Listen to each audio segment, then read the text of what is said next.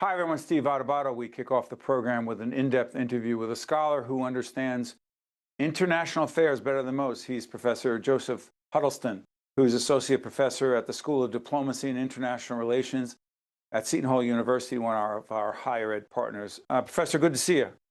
Good to see you, Steve. Thanks for having me.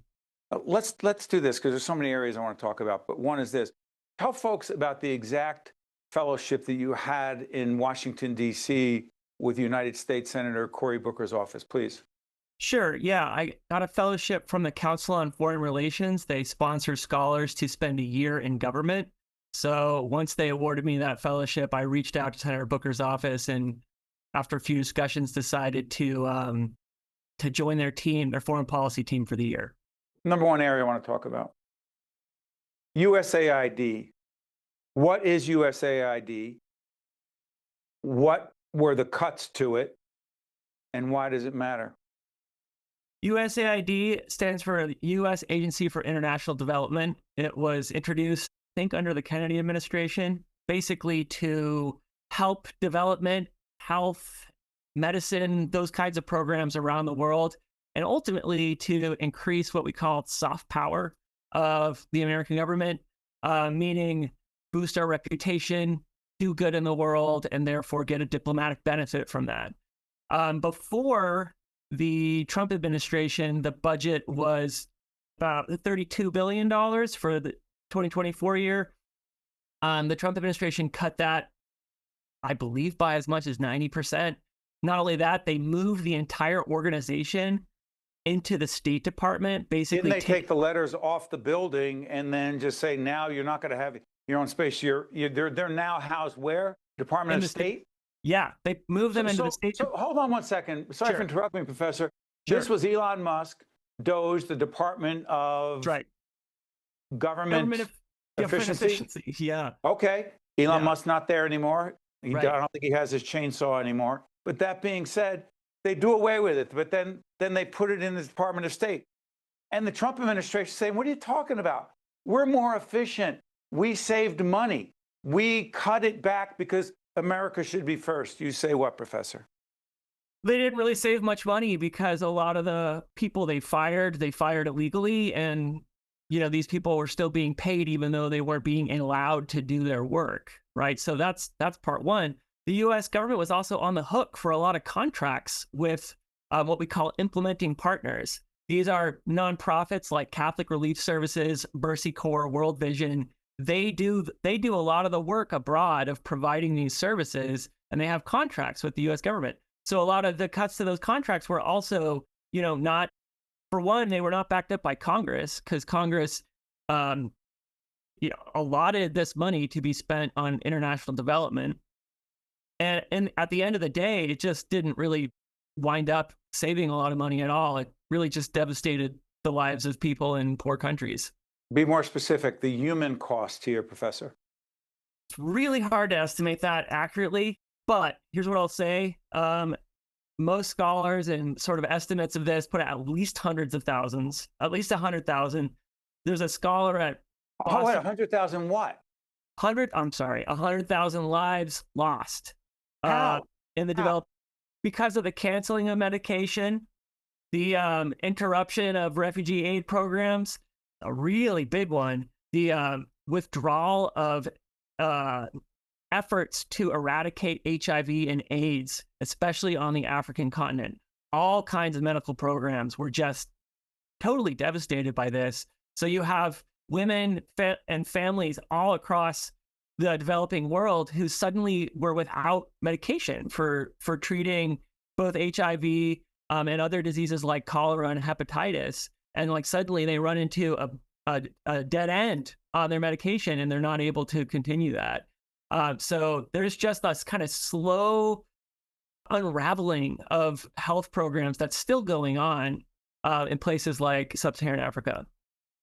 Professor, there are some watching right now who say, Steve, you are a New Jersey-based production operation. You're supposed to be talking about New Jersey domestic issues. There are many who say, making America great first, or making America great is America first.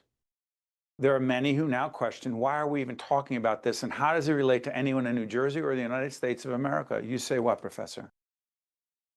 Well, look, the Trump administration gave more money to Argentina than the entire budget of USAID for the 2024. What was the money going to Argentina for? The Trump administration gave $40 billion as a basic fiscal bailout for the Argentine government. And my understanding, it was basically a political gesture. And that was more money than this money that was going to people and organizations that are dedicated to helping people and really sort of boosting the image of the United States across the world, which has huge benefits on its own. How does it boost? How did USAID and the work they were doing, did that boost, is your words, America's image around the world, Professor? Well, for one, you just get this reputation building effect of communities all across Africa who get, just for example, a bag of food that says given to you by the United States government. That's millions and millions of people for many years who've had desperate situations where the U.S. government and the American flag is showing up to help them out of a really difficult situation, right? So that's just, as a baseline, a really good place to start managing diplomatic exchange. You know, the Trump administration is all about building trade relations. Soft power is really important for having those negotiations go well. So that's one part. Then there's actually a more concrete part, which is security issues. Every American should care about terrorism and counterterrorism. And if you have communities that suddenly find themselves in these devastating situations, that tends to be a recipe for security problems as well. How? Because communities that have high unemployment, high medical problems, no legitimacy in their government, they tend to go to extremist measures. So extremist groups, like you might have heard of Al-Shabaab, you might have heard of Boko Haram, they have a really easy time, or a relatively easier time, recruiting from communities that have no other options. Okay, and by the way, say it again, Haram? Boko Haram, yeah. Is in Nigeria, correct? Northern Nigeria and the sort of neighboring countries. Okay, let's do this. And I am I'm incredibly provincial in so many ways. And I know I'm not alone. I'm very New Jersey centric and US centric. But again, I have to work to understand how things that go on around the world are important to us and as human beings. And by the way, you're obviously a Catholic institution, you're a Christian institution. What goes on around the world matters. Not just for those of us who are Catholic or Christian, but for anyone who cares about other human beings. But I do struggle with this one, the Sudan. Yeah. What is going on in Sudan? Is it genocide? And why should we all care, Professor? It's definitely genocide. The State Department sort of labeled it that at the end of the Biden administration. The Trump administration has even kept that label. There's financial sanctions against some of the parties involved because of the genocide. It started. How is the genocide taking place? Yeah, so in the southwestern part of the country, there's an area called Darfur. Some of your viewers might remember Darfur from a genocide about 20 years ago. That's right. So it's not exactly the same conflict as then, but it's a lot of the same people, a lot of the same ethnic motivations for genocide. Who's driving it? Who's driving it, Professor? So there's a rebel group called the RSF that has been fighting against the Sudanese armed forces, the army. Now the problem is that in Sudan, there's still not a legitimately elected government. You have the army facing off against this sort of rebel group, and they both have international sponsors, and they both have committed all kinds of crimes against humanity, but only the RSF has been accused of genocide. And this is our business.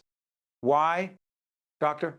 Well, so I would say there's one level, which is, do we care about human life? Do we think there's a sort of responsibility to intervene and put pressure on parties that enable this kind of conflict? What about it from a strategic Because what goes on From in the Middle East, what's going on between the Israelis and Hamas, Israeli government and Hamas matters, the war there.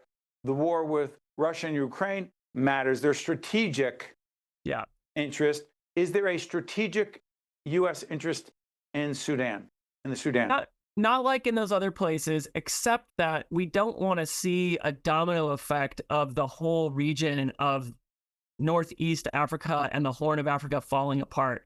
And this conflict is so bad, and the refugee situation being created by this conflict is so bad, it really could destabilize several other governments around. And that's not even thinking about the fact that there's mass famine, mass starvation, mass crimes against humanity. Okay, help us on this. By the way, we're talking to Professor Joseph Huddleston, who's Associate Professor at the School of Diplomacy and International Relations at Seton Hall University, one of our higher ed partners.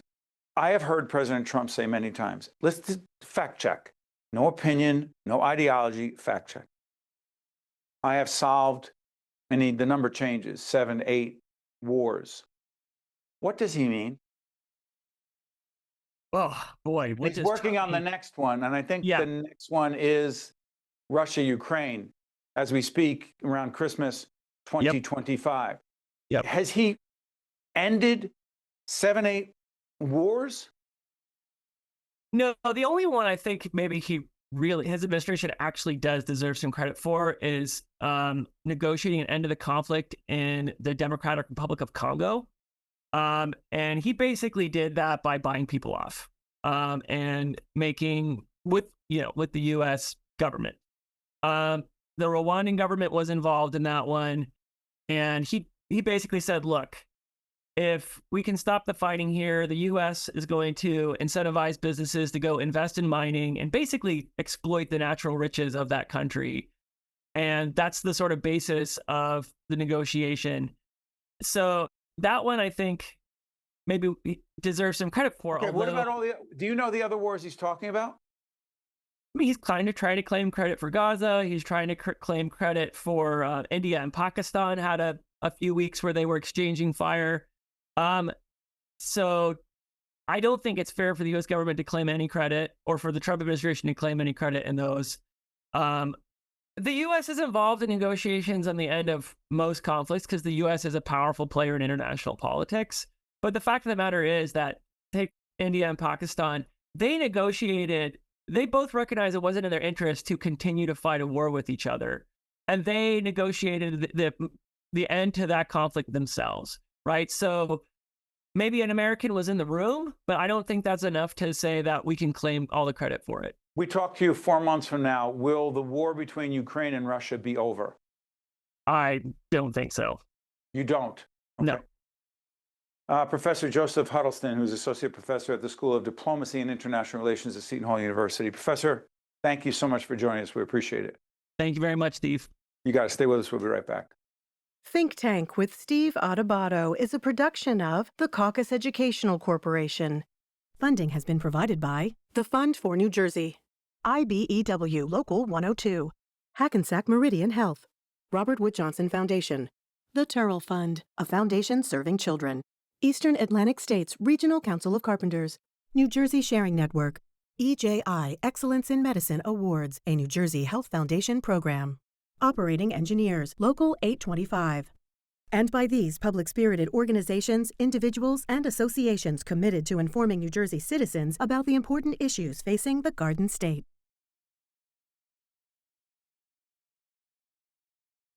Promotional support provided by CIANJ and Commerce Magazine. And by Insider NJ. The EJI Excellence in Medicine Awards was established in 1939, shining a light on New Jersey's healthcare leaders. Current awards include excellence in medicine, research, medical education, and community service. EJI also funds annual scholarships to medical, dental, pharmaceutical, and physician assistant students throughout the state. Learn more at ejiawards.org.